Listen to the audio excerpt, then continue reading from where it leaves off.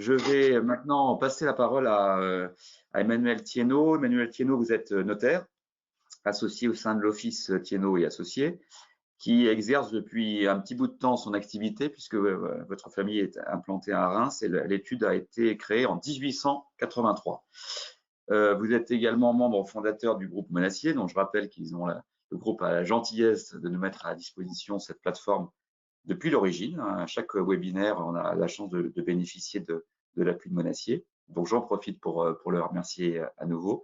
Le groupe Monassier étant le premier réseau notarial de France. Vous êtes chargé d'enseignement à l'Université de Reims, Champagne-Ardenne en gestion de patrimoine. Vous intervenez en tant que consultant occasionnel auprès du syndicat départemental de la propriété privée rurale, de l'association des sociétés, groupements fonciers et forestiers.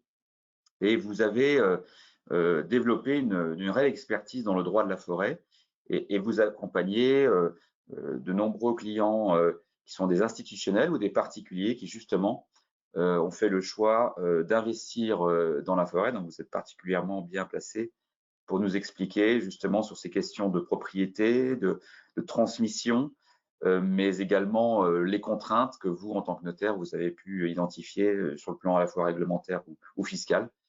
Peut-être et certainement avez-vous des propositions à faire justement pour accompagner ce qui a été évoqué par Antoine Damécourt, c'est-à-dire accompagner les gens et les propriétaires qui exploitent la forêt française.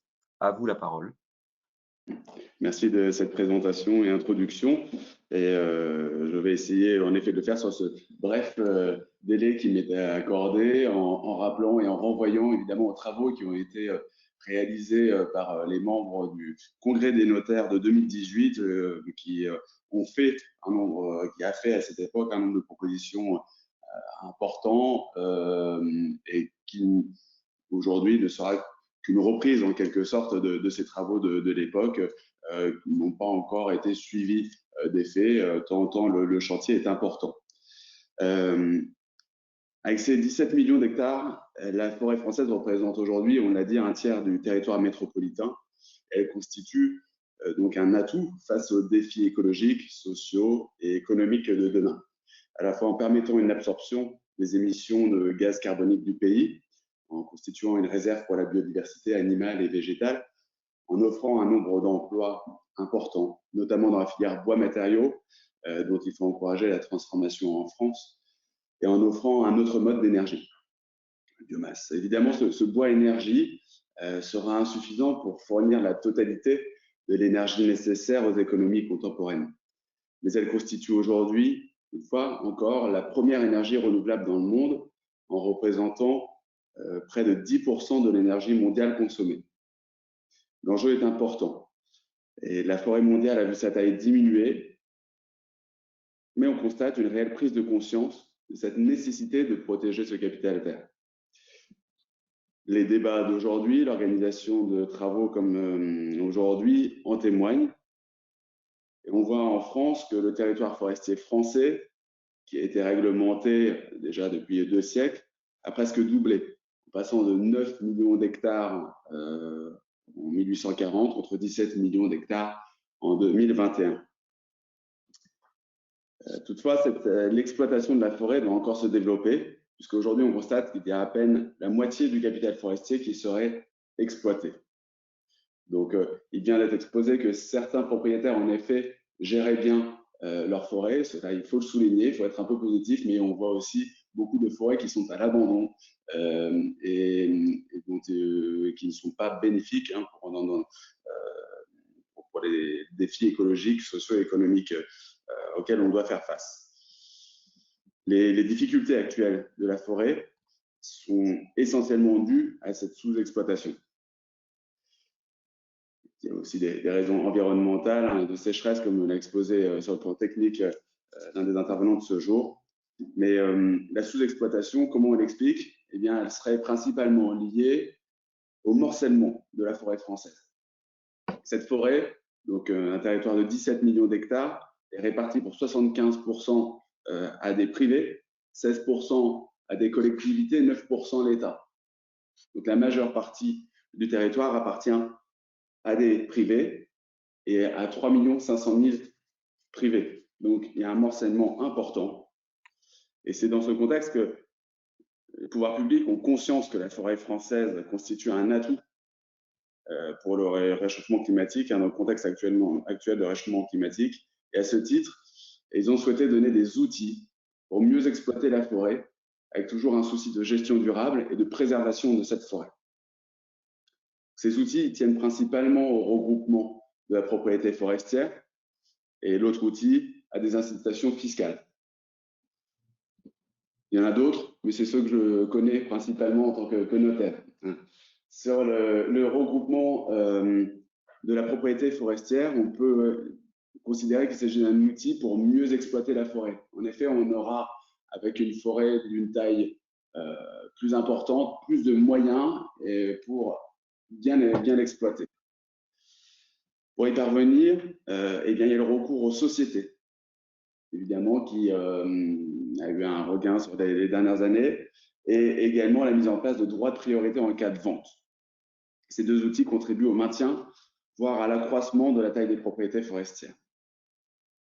Donc, les sociétés forestières, elles sont principalement de deux sortes. Il y a les sociétés qu'on peut dire familiales, qui sont constituées pour éviter des partages successoraux et faciliter la gestion au sein des familles, et ainsi limiter l'aggravation du morcellement forestier. L'autre sorte, on peut résumer, même s'il y en a deux formes principales, sont les sociétés qui font appel public à l'épargne. Donc sur les sociétés familiales, il a été créé une forme spécifique aux forêts qui s'appelle le groupement forestier, qui est donc une société civile dont l'objet est défini par la loi. Le groupement forestier, lui, ne peut détenir que des parcelles boisées ou des terrains boisés et accessoirement des dépendances inséparables de ces bois et forêts. Parmi les règles spécifiques du groupement forestier en faveur du non-morcellement, eh bien, il y a les modalités de retrait qui ne sont pas identiques aux autres sociétés civiles. Si elles ne sont pas fixées dans les statuts, le retrait des associés n'est possible qu'à l'unanimité, qu'avec une décision unanime des associés. Donc cette règle permet évidemment de contenir le morcellement forestier, puisque un associé ne peut pas décider de se retirer de la société et se voir attribuer ainsi une partie de forêt. L'ensemble reste maintenu au sein du groupement forestier. Parmi les sociétés faisant appel public à l'épargne, on en connaît deux, la société d'épargne forestière et le groupement forestier d'investissement. Cette dernière forme de société a été créée assez récemment et surtout attendait des décrets d'application qui sont parus depuis et se développe fortement depuis 4 ans. Ces formes de société eh bien, ont un modèle calqué sur celui des SCPI.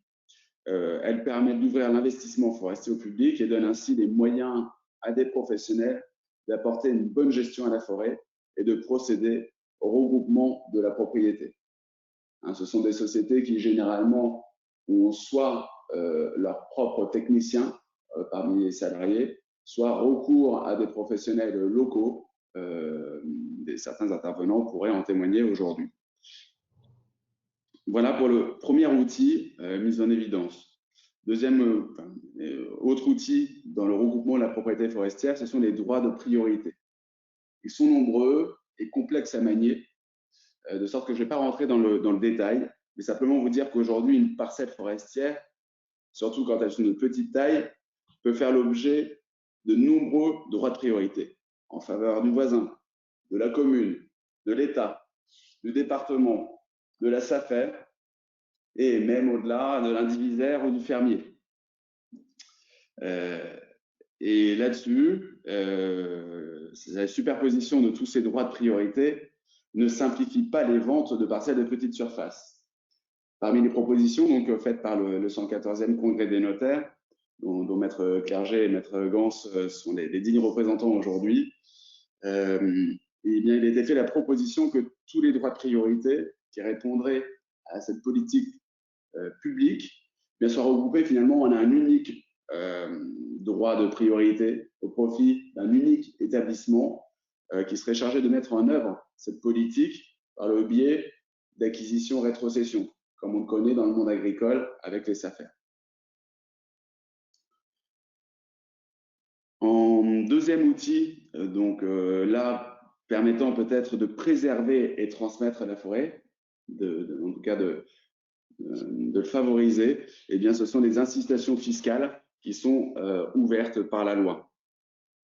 Les revenus forestiers aujourd'hui sont faiblement taxés d'abord. Quand on perçoit des revenus de coupe, on n'a pas à les déclarer, on est soumis annuellement à un forfait forestier. Ensuite, la transmission des forêts ou des parts d'un groupement forestier bénéficie là aussi d'une fiscalité favorable. On parle du régime Monichon, offrant un abattement, une exonération partielle des 3/4 de la valeur du bien transmis, sous conditions, évidemment. Et ces conditions sont assez nobles, puisque il s'agit principalement de respecter un engagement de gestion durable sur le long terme, sur 30 ans. Donc, concrètement, les pouvoirs publics interviennent pour vérifier que l'engagement correspond à la politique de gestion forestière actuelle. Et si c'est validé, ensuite, les repreneurs, les propriétaires, eux, prennent l'engagement de respecter les programmes de coupe qui ont été soumis à l'administration pour bénéficier de l'exonération partielle.